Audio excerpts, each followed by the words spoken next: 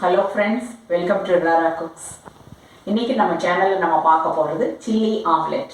அதுக்கு முன்னால இப்பதான் ஃபர்ஸ்ட் டைம் நீங்க எங்க சேனல்ல பாக்குறீங்கன்னா மறக்காம Subscribe பண்ணிடுங்க. பக்கத்துல இருக்கிற பெல் ஐகானையும் பிரஸ் பண்ணுங்க.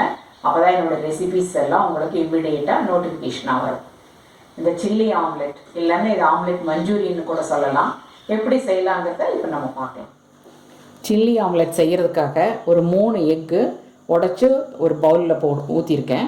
இதில் ஒரு 1/2 டீஸ்பூன் சால்ட்டு, ஒரு 1/2 டீஸ்பூன் சில்லி பவுடரும் ஆட் பண்ணிக்கிறேன்.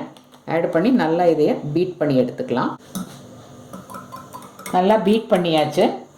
இப்போ ஒரு நான்ஸ்டிக் கடாய் அடுப்பில் வச்சுருக்கேன். இதில் ஆயில் அப்ளை பண்ணிக்கலாம். நம்ம பீட் பண்ணி வச்சுருக்கிற முட்டையை இதில் ஊற்றிடலாம். இந்த ஆம்லெட் ஃபுல்லாக ஃப்ரை ஆகக்கூடாது.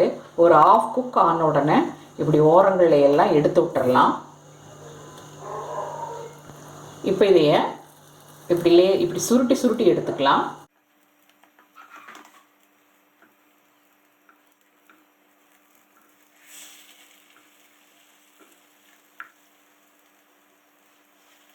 இதை நம்ம இப்படியே ஒரு பிளேட்டுக்கு ட்ரான்ஸ்ஃபர் பண்ணிடலாம்.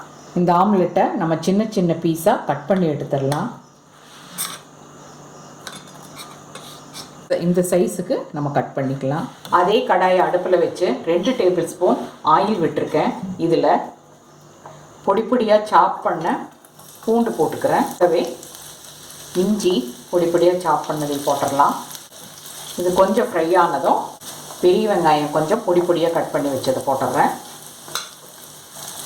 கூடவே பச்சை மிளகா ஒன்று பொடியாக கட் பண்ணியிருக்கேன், அதையும் போட்டுறேன். இது கொஞ்சம் ஃப்ரை ஆகட்டும். இப்போ பெரிய வெங்காயம் ஒன்று இப்படி பாருங்கள், இப்படி ஸ்கொயராக கட் பண்ணது அதை ஆட் பண்ணி அதையும் கொஞ்சம் ஃப்ரை பண்ணலாம். கூடவே கேப்சிகம் ஒன்று கட் பண்ணது, தக்காளி ஒன்று பொடியாக கட் பண்ணது, கடைசியாக ஸ்ப்ரிங் ஆனியன் பொடியாக கட் பண்ணி வச்சது அதையும் ஆட் பண்ணி ஃப்ரை பண்ணிடலாம். இதில் டொமேட்டோ சாஸ் கொஞ்சம் ஆட் பண்ணிக்கிறேன். கூடவே சில்லி சாஸ் கொஞ்சம், சோயா சாஸ் ஊற்றிட்டேன். அடுத்ததாக சில்லி சாஸ் ஒரு ஸ்பூன்.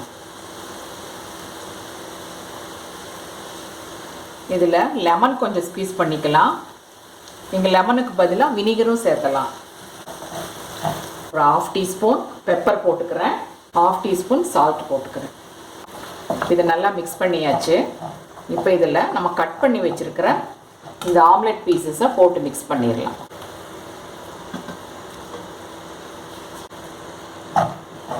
அவ்வளோதான், சில்லி ஆம்லெட் இப்போ ரெடியாக இருக்குது.